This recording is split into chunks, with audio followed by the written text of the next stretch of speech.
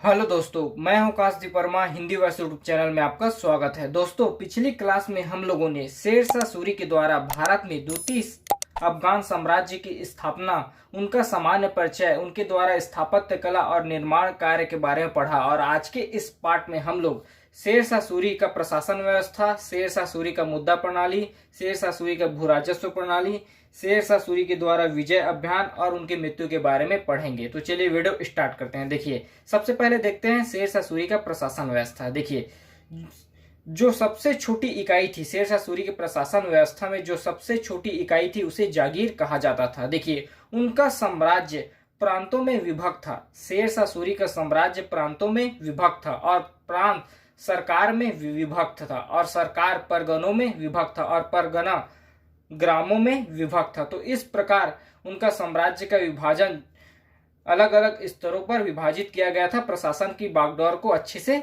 चलाने के लिए। ग्रामों से मिलकर परगना बना हुआ था और परगनों से मिलकर सरकार बना हुआ था, सरकार से मिलकर प्रांत बना था और प्रांतों से मिलकर शेरशाह सूरी का साम्राज्य बना हुआ था। देखिए, शेरशाह सूरी के पत्र विभाग को कहा जाता था दीवान ए ईसा और उनके गुप्तचर विभाग को कहा जाता था दीवान ए बरीद। शेरशाह सूरी के सैन्य विभाग को कहा जाता था आरिजे मुमालिन और शेरशाह सूरी के लगान विभाग को कहा जाता था कानूनगो, जिसमें 3 प्रकार का कर वसूला जाता था: बटाई, जब्ती, नटक या नक्शबंदी कर। शेरशाह सूरी एक न्यायप्रिय राजा था। उन्होंने 1541 में पाटलिपुत्र को पटना के नाम से बसाया था। उसके बाद देखते हैं शेरशाह सूरी का मुद्रा प्रणाली। देखिए, शेरशाह सूरी ने पहली बार चांदी का सिक्का रुपया चलाया। शेरशाह सूरी के द्वारा पहली बार चांदी का सिक्का रुपया चलाया गया। देखिए, चांदी के सिक्का रुपया नाम से चलाया और उनका दाम तांबे के सिक्के के बराबर रखा। देखिए, चांदी का सिक्का में शेरशाह सूरी का नाम लिखा हुआ था, उनके पद का नाम और टकसाल का नाम लिखा हुआ था और यह जो लिखावट थी वह फारसी तथा देवनागरी की दोनों लिपि में लिखा हुआ था। शेरशाह सूरी के द्वारा पहली बार चांदी का सिक्का रुपया चलाया गया जो तांबे के सिक्के के बराबर था। जो चांदी का सिक्का था उसमें शेरशाह सूरी का नाम, उनके पद का नाम और टकसाल का नाम लिखा हुआ था। वह फारसी और देवनागरी की दोनों लिपि में लिखा जाता था। उसके बाद देखते हैं भू राजस्व प्रणाली, शेरशाह सूरी का भू राजस्व प्रणाली। देखिए, भू राजस्व फसल का 1/3 भाग वसूला जाता था, लेकिन मुल्तान में यह था 1/4 भाग। फसल का 1/4 भाग वसूला जाता था। पूरे साम्राज्य में केवल मुल्तान को छोड़कर 3/4 भाग और मुल्तान में 1/4 भाग फसल का कर वसूला जाता था।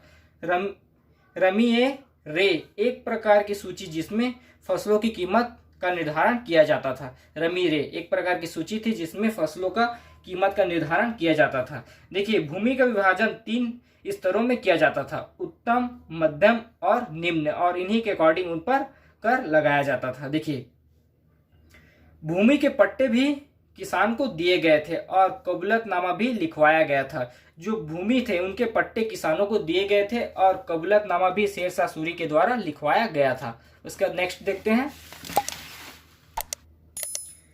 शेरशाह सूरी का विजय अभियान। सबसे पहले देखते हैं रायसेन अभियान, क्योंकि यह 1543 ईस्वी में हुआ था। उसके बाद देखते हैं 1544 का मारवाड़ आक्रमण। देखिए, रायसेन के शासक थे पूरनमल। इनको आत्मसमर्पण करने पर कोई नुकसान न पहुंचाने का वचन देकर भी शेरशाह सूरी ने उनकी हत्या करवा दी थी। देखिए, रायसेन अभियान हुआ था 1543 ईस्वी में। रायसेन के शासक थे पूरनमल। इनको आत्मसमर्पण करने पर कोई नुकसान न पहुंचाने का वचन देकर भी शेरशाह सूरी ने पूरनमल की हत्या करवा दी थी। उसके बाद हुआ था मारवाड़ पर आक्रमण। यह हुआ था 1544 ईस्वी में। यह राजस्थान का थार क्षेत्र है।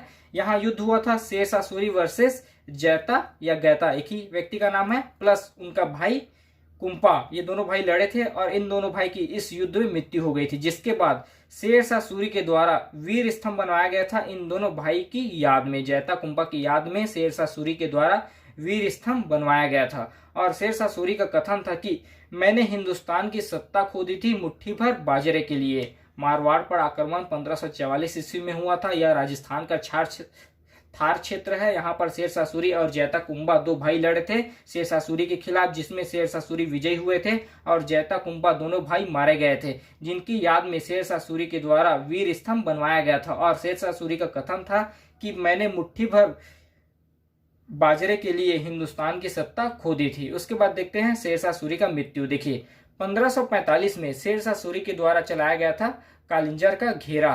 देखिए कारण यह था कि कालिंजर के जो शासक थे उन्होंने वीर सिंह बुंदेला को शरण दिया था, जो कि रीवा के शासक थे, जिसके कारण 1545 में शेरशाह सूरी के द्वारा कालिंजर का घेरा किया गया था। देखिए घटना क्या हुआ कि कालिंजर के किले को भेदने के लिए शेरशाह सूरी हुक्का नामक तोप का प्रयोग करते हैं और तोप का जो गोला होता है वह तोप के दीवार से टकराकर वापस आती है और वह शेरशाह सूरी को लग जाता है, जिसके कारण शेरशाह सूरी का मृत्यु हो जाता है। 1545 में कालिंजर का घेरा किया गया था शेरशाह सूरी के द्वारा।